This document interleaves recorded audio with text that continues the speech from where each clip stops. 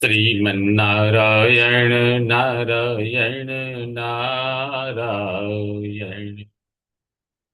बोलिए भागवत भगवान की जय। भगवत चरण संतरीकों को मेरा सादर नमस्कार। इस समय प्रस्तुत है श्रीमद् भागवत महात्म्य के तृतीय अध्याय के 41वें श्लोक से आगे। हेम सिंह युतम चैतत् वैष्णवाय ददाति च कृष्णेन सह सायुज्यम स पुमान् लभते ध्रुवम्। हेम सिंह युतम च एतत् वैष्णवाय ददाति, अर्थात स्वर्ण के बने सिंह के साथ ही इस पुराण को वैष्णव को देकर सपमान वह पुरुष कृष्णेन सह ध्रुवम सायुज्यम लभते, श्री कृष्ण के साथ निश्चित ही सायुज्य प्राप्त कर लेता है। आजन्म मात्रमपि येन सठेन किंचित् तम चित्तं विधाय सुखसास्त्र कथा निपीता चांडालवच्च खरवत् बतते न नीतम मिथ्या स्वजन्म जननी जनि दुख भाजा। आजन्म मात्रम अपि, यानी जिसने जीवन पर्यंत भी जिस ये न सठेन, जिस मूर्ख ने सठ ने किंचित चित्तम विधाय, तनिक भी मन करके मन से सुख शास्त्र कथा न पीता, सुखदेव जी के शास्त्र, सुखदेव जी का शास्त्र क्या है? श्रीमद् भागवत। इस भागवत कथा का पान नहीं किया, तेन उस व्यक्ति ने चांडाल के समान, चांडालवत, चखरवत और गधे के समान स्वजन्म, अपना जीवन, अपना जन्म मिथ्या नीतम, झूठे ही व्यतीत कर दिया। जननी जनी दुख भाजा, उसे जन्म देकर माता दुख की भागी ही हुई।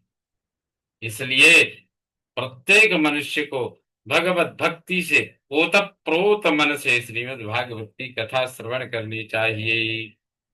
जीवच्छवो निगदित सतु पाप कर्मा, येन श्रुतं सुख कथा वचनम न किंचित दिक्तम नरम पशु समम भुवि भार रूपम एवं वदन्ति दिविदेव समाज मुख्याः। स पाप कर्मा तु जीवत्सवः निगदितः, ऐसे उस कर्म करने, ऐसे वह पाप कर्म करने वाला तो जीवित होते हुए भी मुर्दा ही कहा गया है। ये न सुख कथा वचनम किंचित भुवि किंचित न श्रुतम, जिसने सुखदेव जी की कथा के वचनों को कुछ भी नहीं सुना।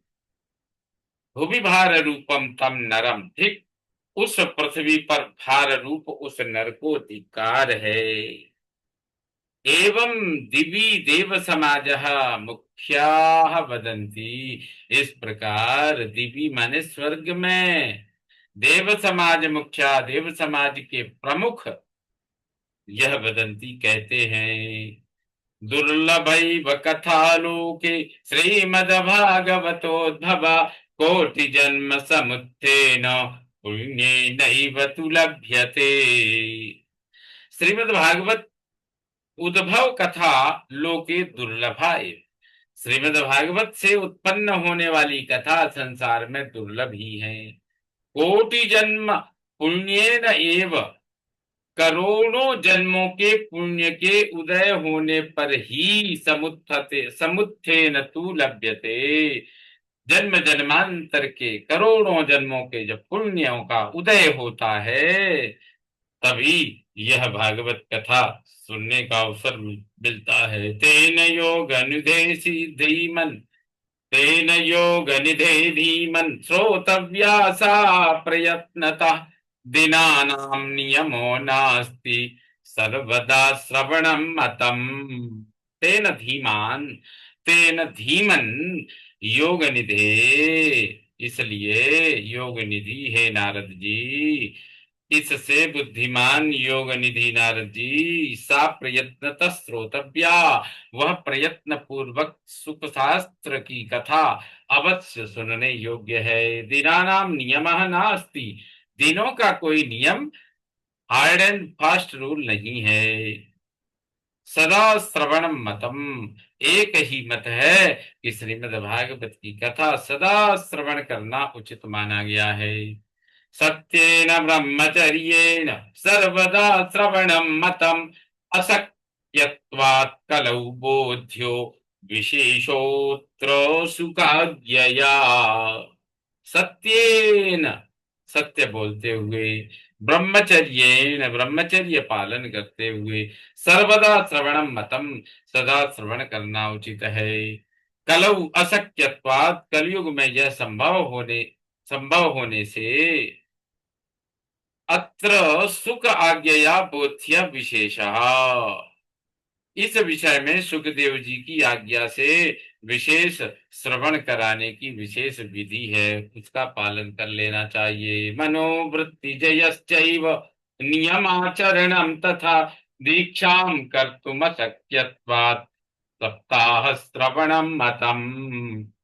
मनः वृत्ति जयः एव तथा नियम आचरणं च दीक्षा कर्तुम अशक्यत्वात् सप्ताह श्रवणं मतम्।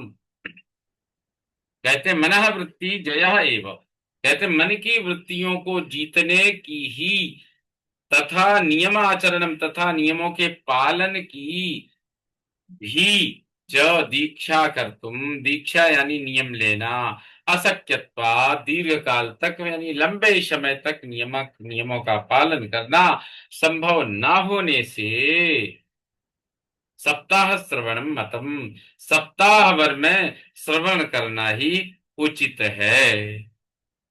श्रद्धा तश्रवणे नित्यम माघे तावद्धि यत्फलम्, तत्फलम सुखदेवेन सप्ताह श्रवणे कृतम।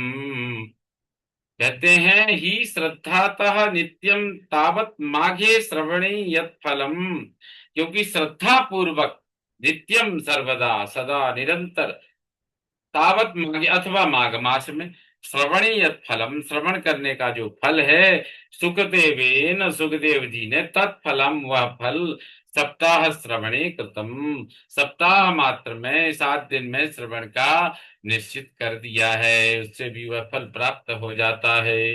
मनसश्च जयाद् रोगात् पुंसां चैवायुषक्षयात् कलेर्दोष बहुत्वाच्च सप्ताह श्रवणम मतम। मनसः अजायत, मन जीता तो जाने से, मन जीता न जाने से, जब मन पर विजय नहीं होती है तो रोगात च पुंसाम आयुषा क्षयात, मन जीता न जाने से तथा रोगों के कारण और मनुष्यों की आयु क्षीण होने से, क्षयात आयुष क्षणा क्षयात एवं कले, कलयुग में दोषों की दोष बहुत्वात् सप्ताह श्रवणम मतम, इसलिए कलयुग में दोषों की अधिकता है, अतः सप्ताह में ही श्रीमद्भागवत की कथा का श्रवण करना समुचित है। कहते हैं इतने लंबे समय तक मन को नियंत्रित रखना, और रोग भी बहुत हैं इसलिए निरोग रहना, कभी सिर दर्द हो गया, कभी कुछ हो गया, कभी उधर खराब हो गया, तो इस तरह के कारण हैं। कभी आयु का भी कुछ ठिकाना नहीं, एक भी पल का भरोसा नहीं है, तो इस प्रकार के मन को नियंत्रण रखना भी एक चुनौती है, शरीर को निरोग रखना निरंतर भी एक चुनौती है, और आयु का तो कोई भरोसा ही नहीं है।